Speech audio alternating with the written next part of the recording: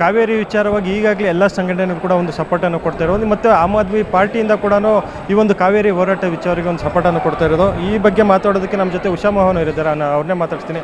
Madam, ಈಗ ಆಮ್ ಆದ್ಮಿ ಪಾರ್ಟಿಯಿಂದ ಕೂಡ ಒಂದು ಕಾವೇರಿ ಹೋರಾಟಕ್ಕೆ ಬೆಂಬಲವನ್ನು ಘೋಷಣೆ ಮಾಡಿದ್ರು, ಏನು ಹೇಳ್ತೀರಾ ಮೇಡಮ್? ಖಂಡಿತವಾಗ್ಲೂ ಕರ್ನಾಟಕದ ಒಂದು ನೆಲ, ನುಡಿ, ಜಲ ವಿಚಾರದಲ್ಲಿ ಯಾರೇ ಒಂದು ಅನ್ಯಾಯಗಳ ವಿರುದ್ಧ ಧ್ವನಿ ಎತ್ತರೂ ಕೂಡ ಆಮ್ ಆದ್ಮಿ ಪಕ್ಷದವರು ಅವರಿಗೆ ಸಹಕಾರ, ಪ್ರೋತ್ಸಾಹ ಮತ್ತು ಬೆಂಬಲವನ್ನು ಕೊಟ್ಟಿದ್ದೀವಿ.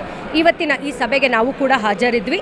ಈ ಸಭೆಯಲ್ಲಿ ತೀರ್ಮಾನಗೊಂಡಂತಹ ಒಂದು ಪ್ರತಿಭಟನೆಗೆ ನಮ್ಮ ಸಮ್ಮತಿಯೂ ಇದೆ, ಹಾಗೆ ಬೆಂಬಲವನ್ನು ಕೂಡ ಸೂಚಿಸ್ತಾ ಇದ್ದೀವಿ.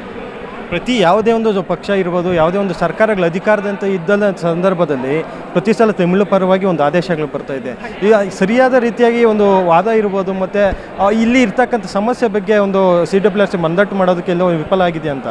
ಖಂಡಿತವಾಗ್ಲೂ ಈ CWRCಗೆ ಏನು DPR ಹೋಗುತ್ತೆ, DPR ಅಲ್ಲಿ ಸುಮಾರು ಇದು ಒಂದು 13 ವರ್ಷಗಳ ಹಿಂದೆ ಕೊಟೇಶನ್ ಆದಂಥದ್ದು 9,500. ಈಗ ಆ್ಯಕ್ಚುಲಿ DPR 14,000.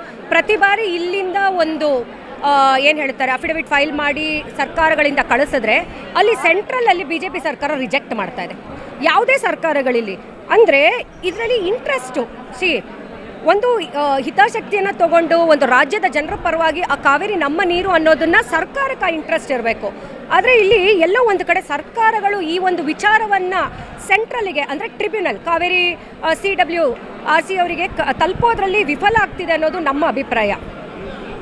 ಮೇಡಮ್, ಇನ್ನೊಂದಂದರೆ ಆಗಸ್ಟ್ 3ನೇ ತಾರೀಕು ವಿಧಾನಸೌಧಕ್ಕೆ ವಿಜಯ್ ಅವರು ಬರ್ತಾ ಇದ್ದಾರೆ. ಜೊತೆಗೆ ಈಗಾಗಲೇ ಅವರ ಶೋವನ್ನು ನಡೀಬಾರ್ದು ಅಂತೇಳಿ ಕರ್ನಾಟಕದಲ್ಲೊಂದು ಅಷ್ಟು ಹೋರಾಟ ಕೂಡ ನಡೀತಾ ಇದೆ. ಜೊತೆಗೆ ಅವ್ರು ಬರ್ತಾ ಇರ್ತಕ್ಕಂಥ ವಿಧಾನಸೌಧಕ್ಕೆ ಒಂದಷ್ಟು ಸ್ವಚ್ಛತೆ ಕೂಡ ನಡೀತಾ ಇದೆ. ವಿಜಯ್ ಅವ್ರಿಗೆ ಏನು ಹೇಳ್ತೀರಾ ಮೇಡಮ್? ವಿತ್ ಡ್ಯೂ ರೆಸ್ಪೆಕ್ಟ್, ಅವರು ಯಾವುದೇ ಆಗಿರಲಿ, ಅವರು ಯಾವುದೇ ರಾಜ್ಯದ chief minister, with due respect ನಾವು ಹೇಳೋದಿಷ್ಟೇ, ಇದು ನಮ್ಮ ಕರ್ನಾಟಕ, ನಮ್ಮ ಕಾವೇರಿ ಅಲ್ವಾ, ನಮ್ಮ ನೀರು. ನಾವೆಲ್ಲರೂ ಇವತ್ತು ಬೆಂಗಳೂರಲ್ಲಿ ನಿಮ್ಗೆ 1-1.5 ತಿಂಗಳು ನೀರು ಸಿಗೋದಿಲ್ಲ. ಯಾಕೆ ಅಂತ ಹೇಳಿದ್ರೆ ಸುಮಾರು 23 ವರ್ಷಗಳ ಒಂದು ಬರಗಾಲ ಈ ವರ್ಷ ನಮ್ಮ ಇಡೀ ರಾಜ್ಯಾದ್ಯಂತ ಬಂದಿದೆ. ನಿಮಗೆ ನೀರೇ ಇಲ್ಲ ಅಂದಮೇಲೆ ಯಾರು ಬಂದರೆ ಏನು? ನಾವು ಖಂಡಿತವಾಗ್ಲೂ ವಿರೋಧ ಮಾಡಬೇಕಲ್ಲ, ಕನ್ನಡಿಗರಾಗಿ ನಾವಂತೂ ನಿಲ್ತೀವಿ. ಇನ್ನೊಂದೇನಂತಂದರೆ, ಇದು ಬಂಗಾರಪ್ಪ ಅವರು ಇದ್ದಂಥ ಸಂದರ್ಭದಲ್ಲಿ ಸುಗ್ರೀವಾಜ್ಞೆ ತಂದು ಈ ಒಂದು ನೀರನ್ನು ಬಿಡಬಾರ್ದು ಅಂತೇಳಿ ನಿಂತಿದ್ರು. ಈ ಬಾರಿ CM DK ಶಿವಕುಮಾರ್ ಈ ರೀತಿಯ ನಿರ್ಧಾರ ತೆಗೆದುಕೊಳ್ತಾರೆ ಅಂತ.